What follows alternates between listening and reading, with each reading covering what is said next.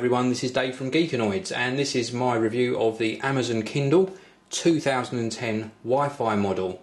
Now I've looked at a lot of ebook readers before, but when Amazon announced their 2010 model of the Kindle I was very excited. Two models, £149 gets you the Wi-Fi and 3G model, and £109 gets you this model, which is the Wi-Fi only one. Now the only differences are that with the Wi-Fi one you can only get new books when connected via a Wi-Fi hotspot or perhaps your home network, and with the 3G version you can get books whilst you're out and about. It's a tiny bit lighter than the 3G version as well, and also with the Wi-Fi switched on, this one has 3 weeks of battery life instead of the 3G's 10 days. So let's show you what you get inside the box. This is obviously the Kindle itself. We'll have a closer look at that in a minute. You also get a quick start guide, and this guides you through the various controls, charging your Kindle, etc. And you also get a charger. Now this is a USB charger. This end goes into the Kindle and this end goes into either a USB socket on your computer or into the supplied adapter. We're in the UK, so we've got a 3-pin UK adapter. Let's pop the box to one side and we'll remove this front film from the Kindle. And then there's also another one on the back. This is how it comes supplied. Very nice looking device. Extremely slimline. Look at how slim that is. Now, even though it's smaller than the previous Kindle, it does still have the same 6-inch e-ink screen. And I say same, I mean same size, because they have improved the contrast. It's supposedly got a 50% better contrast than the previous version, and I think that that claim is correct. I did have a look at the previous one and I think that the contrast on this one is a lot better. And if you look at the viewing angles as well, very good. If I look side on as well, extremely easy to read without worrying about viewing angles. Quick look around the controls. We've got page turn buttons on this side and this side for left or right handed use. You've got a keypad on the bottom, QWERTY keypad, which is used for finding books on the device and also for making notes, etc. We've also got some size buttons here for changing the size of the text, a home button, a menu button, a back button, a 4-way rocker and also an enter button in the middle. If I take you for a look at the top, that's completely blank. And if I take you for a look at the bottom, this is where you have got a volume up and down button, because it can actually play music files and also read annotations, etc. We've also got input here for headphones, the charging input and also the on-off switch. And you turn it on by sliding this switch to the right. We've got a little green light come on to show that it's switched on, and then you're presented with your main home screen.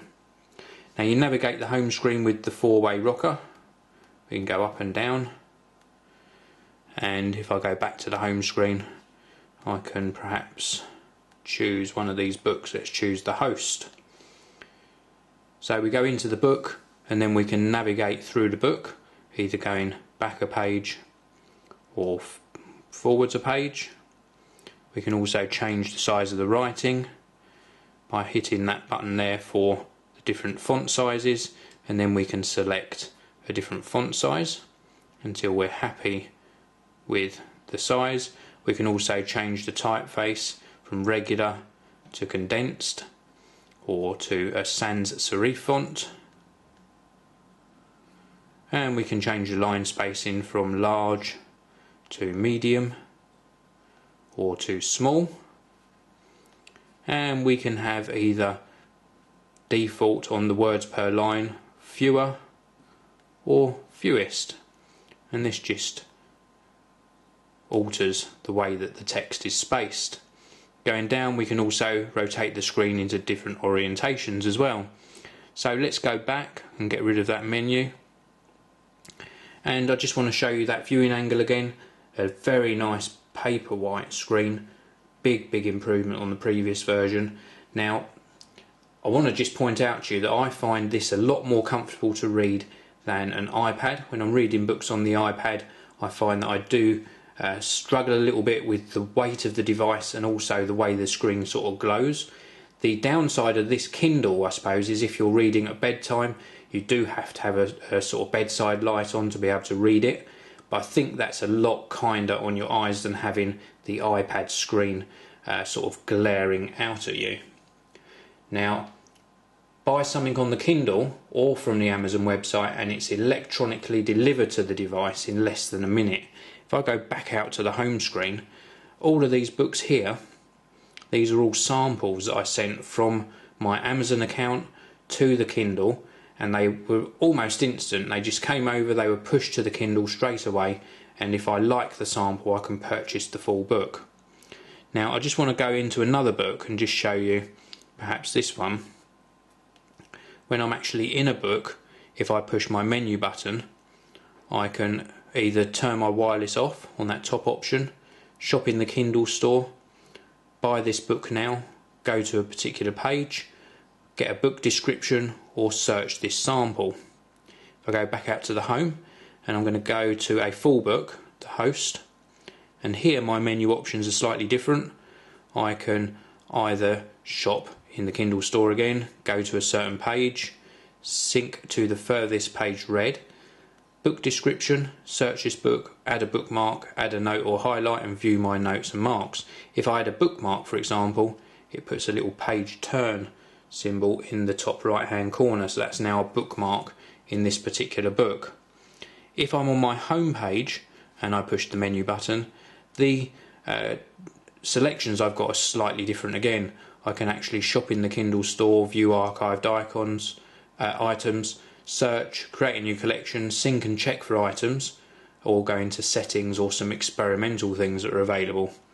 So very, very good menu selection. The page turns are extremely good as well, very responsive, a lot quicker than the previous versions. I think the controls are great, this QWERTY keyboard's great as well, very easy to search for books on the Amazon store. It handles Word docs, PDF files, text files, JPEGs and GIFs, to name just a few of the file formats this Amazon Kindle will handle, and it's very light too, weighing in at just 241 grams. Now for purely reading books, this is a much nicer experience than the iPad, and the price, £109, is just about right. Well, thank you very much for watching this review. This is the new 2010 Amazon Kindle. Please do come back soon and check out more video reviews on the Geekanoids channel. This video review is sponsored by Crucial, the memory experts. They provide reliable PC, notebook and Mac memory to boost your system performance and improve your general workflow.